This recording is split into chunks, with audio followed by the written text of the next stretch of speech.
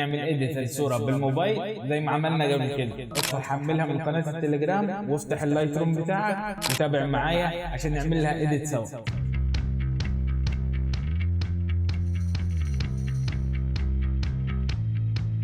مساء الفل، ازيك يا مليونير منك ليه؟ عاملين ايه؟ كويسين؟ الفيديو النهارده هنعمل اديت الصوره بالموبايل زي ما عملنا قبل كده. هسيب لكم الصوره على قناه التليجرام، ادخل حملها من قناه التليجرام وافتح اللايت روم بتاعك وتابع معايا عشان نعمل لها اديت سوا. وطبعا اوريها لكم الاول كانت كده قبل ما نعمل لها اديت خالص، وكده بعد ما عملنا لها الاديت. زي ما قلت لكم الصوره هتلاقوها على قناه التليجرام، لينك القناه في الديسكريبشن تحت. زي ما اتعودنا في الفيديوهات اللي قبل كده هظهر لكم السكرين ريكوردنج هنا او تسجيل الشاشه هنا عشان تشوفون انا بعمل ايه خطوه بخطوه. هنروح نفتح برنامج اللايت روم بتاعنا، نختار الصوره اهي، هي صوره الزرع دي، نبدا نشتغل ونعمل لها اديت مع بعضين. طبعا الكروب بتاعها تمام، مش عايز اغير فيه حاجه فهسيبه. هروح على قائمه اديت على طول وهبدا باللايت. هنا طبعا الصوره دي متصوره في شمس، فبالتالي هبدا اقلل اضاءتها عشان اضاءتها عاليه، ومش محتاج ان انا ازود الاكسبوجر بتاعها، بالعكس انا محتاج اوطيه عشان التفاصيل تبان اكتر. هقلل الاكسبوجر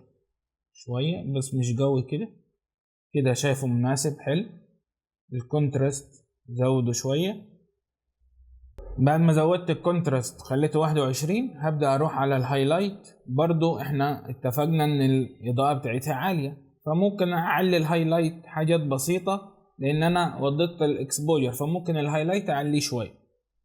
الشادو خليه ممكن 15 حلو، موجب مش سالب، هزودهم مش هنقصهم. الوايت ممكن بقى ابدا اقلل الوايت شويه، اخليه مثلا سالب 20.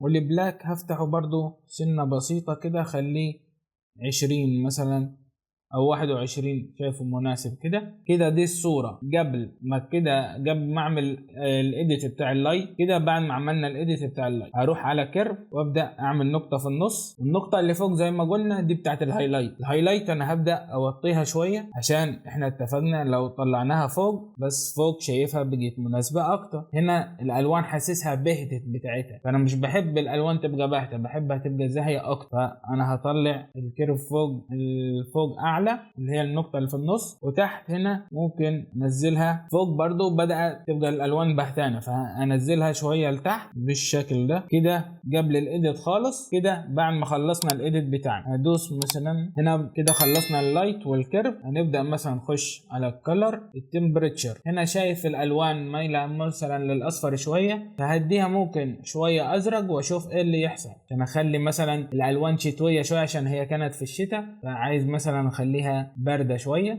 فكده بيجي لونها ازرق اكتر. الفايبرنس خليه شوية، خليه 20، والساتوريشن خليه 10. كده الصورة قبل الايديت خالص. كده بعد الايديت هروح على قائمة جريدنج بقى وابدا اعدل في الشادو والميدتون والهايلايت، كل واحدة على حدة. هبدا اميل الشادوهات للون الاصفر اكتر عشان احنا قللنا الاصفر بتاعها خالص، بس برضو مش كتير يعني جزء بسيط. الميد تون زي ما قلنا في الفيديوهات اللي قبل كده ده بتاع البشرة اكتر، فانا مش هلعب فيه، انا هروح على الهايلايت واديها برضو سنة اصفر عشان حاسس اللون الازرق زاد فيها زيادة عن اللزوم بالشكل ده، وادوس دن. كده يبقى قبل الايديت خالص او قبل ما نعمله ايديت للصورة خالص. وكده بعد ما عملنا لها ايديت هروح بس على حاجة بسيطة قاعدة، هروح على قائمة افكت واختار تكتشر وشاريتي وديهيز. هزود كل واحد فيهم على حسب انا شايف الصورة شكلها عامل ازاي. هنا مثلا هخلي تكتشر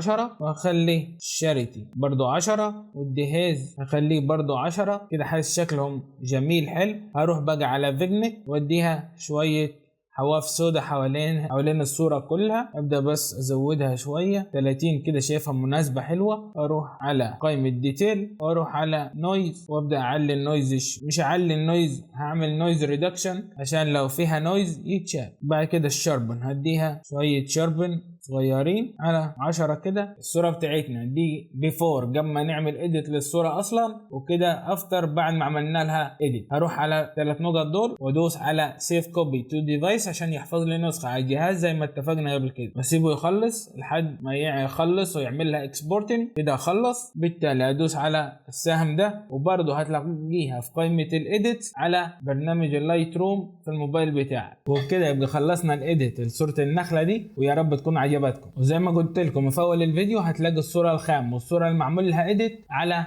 قناة التليجرام، حملوها عشان تعرفوا تطبقوا او تطبقوا مع الفيديو لو انتوا حابين. وهتلاقوا لينك قناة التليجرام في الديسكريبشن تحت. فلو الفيديو عجبك ما تنساش اللايك والاشتراك في القناة وتفعيل زرار الجرس عشان يوصل لك كل جديد، والشير مع اصحابك عشان الكل يستفيد. والى هنا اعزائي المليونير، لقد انتهت جرعة دوبامين التعلم لهذا اليوم. انتظركم في جرعة اخرى.